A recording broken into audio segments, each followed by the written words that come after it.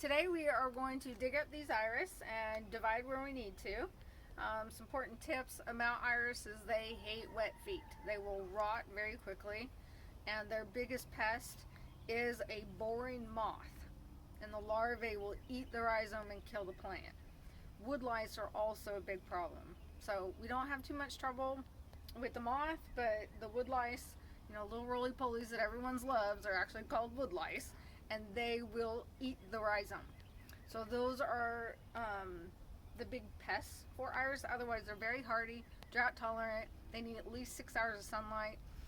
These have been in direct sunlight, so some of the leaves have been burnt. So that's not ideal, but I get sun all the way across and the brick just heats up. So we're gonna dig these and get them to a new home. Most of them are historic. That means they are older than 30 years. The ones that I have specialized in are from earlier than that. So most of mine are from the 20s and earlier than 1920, because I'm a huge lover of the historic iris, not the big fluffy frilly ones that you have nowadays. A big thing among the historic iris community is whether it has purple based foliage, and that is something that everyone wants to identify amongst historic iris. And that is basically, if you come down here, you can see at the base of this iris plant, this is all purple on its leaves. So that is a big, they call it PFB, or purple based foliage, and I have several that are purple based foliage, and I have a few rebloomers. So those will bloom more than once a year. So you'll usually get a bloom in the spring and a bloom in the late fall. So I have a handful of those in here, and we'll identify them as we go through. They were all bred from this wild one right here called Gracchus. This one was harvested in, you can't see it because she likes to die back every winter. But this one is the one that is the parent of almost every reblooming iris that exists. Because it will rebloom. It's not as dependable as the bred rebloomers, but that it was used as the parent for most of the rebloomers. And I got mostly tall bearded, but I have some intermediate bearded and maybe one small bearded.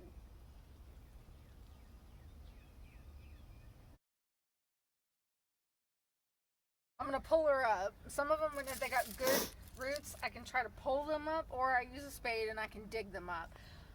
The less you water them, again, they don't like wet feet, so don't soak them every week. I would water like once every 2 weeks, or if the soil got really, really dry when I stuck my finger down in it. That helps promote deep root growth and thick root growth, because the thicker and deeper the roots, the healthier the iris is going to be. So if I can try, and my husband used to laugh at me because he would see me in the backyard grabbing it and pulling. And I might lose some leaves, but if I can get underneath and pull it, you can see how deep and thick her roots are, which means she's very, very healthy. And since this is a raised bed, I'm probably going to have more trouble than if it were in the ground, because I've got some fabric under there. But let's see if we can get her out. Alright, so I didn't have to use a spade. I could just pull the whole lump out of the ground. Take the dirt off of her. See how thick and nice her roots are. If she was not in a raised bed, these roots would go even deeper, and then that would mean she would need even less water throughout the year. Alright, so she also needs divided. So easy to divide an iris. All these little rhizomes are connected. You just break and tear. You don't want to break a rhizome off of itself. So this is a single rhizome, this is another rhizome. And they may be connected, or maybe their roots are connected. And you can just pull them apart. Very easy to divide.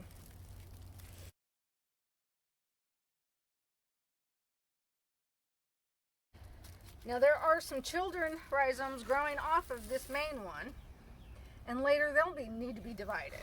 What will happen is this parent will die. So the mother plant will die, and all the children plant that are sprouting off, so this is a little baby rhizome, it'll get bigger and bigger and bigger, and they'll feed off of the mother, and then she'll die back, and you have to divide and remove her, because this will start to rot, and then it will start to kill off all the little children rhizomes that are attached to it. So that's when it's important to divide. End of this iris, we've got a little bit of rot on the end, so I've removed the baby rhizomes. I just broke them off, and I'm going to cut that rot off with my rose shears. You can use any kind of scissors. So now I've got flush with the rhizome skin, and I'm just going to rub some dirt on that because I find that that helps it. And it should heal over. It'll just heal over, and now the rot is gone. And basically, if you touch it and it's springy and spongy, it's got rot. And a lot of times you can just cut that rot off, and the main rhizome will be fine. Dying back leaves, you can see, this leaf is dead. Dying back leaves you want to pull away from the rhizome completely, because if any water and moisture can get down in there, it might cause the rhizome to rot. So any leaves that you see that are dying back, which leaves get old and they die, you just have to pull them back from the base of the rhizome and get them all the way off. And it's like peeling an onion, basically, as you're peeling that all the way off to make the rhizome flush. A lot of folks will cut all their leaves back in the winter. I never do. If you cut the leaves back and we have sunny days in the winter, you're hurting the photosynthesis process. So I never cut the leaves back. Yes, iris will go dormant a lot of times in late fall. If they know there's cold coming, the rhizome will swell. It's getting ready for winter to use that winter storage. But if you cut the leaves back, and it can still photosynthesize, and you're not allowing the plant to continue to get new nutrients in. So these are all new leaves. These are leaves that have grown this winter. These are all new growth because we had sunny and some nice days. So I never cut the leaves back on them unless they get brown, like these we're going to cut off.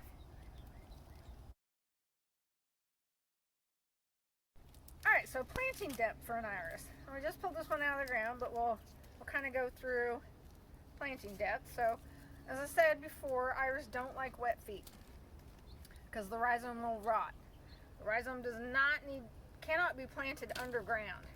So if you kind of see, this is the level of the dirt. The rhizome sticks out of the dirt. It's not dirty. So if I were going to replant this, and I know folks that will cut the roots, I don't like to cut the roots. I want to make sure the plant has its long, healthy roots every time I move a plant. I just kind of wad him up. I'll wad up his roots, dig a hole. I'll set his roots down in the hole, but I hold the plant up because I know it needs to be at the level of the dirt line. It cannot be in the dirt. And then I will stack the soil around and kind of pack it down around, but I make sure that that rhizome is at the dirt level. And I might have to finagle it down just a hair, but I never bury the rhizome. And when you mulch, you never mulch up around the plant. So when I do mulch, got some right here, I do mulch just to keep moisture in the soil in the summertime because I don't water them very often.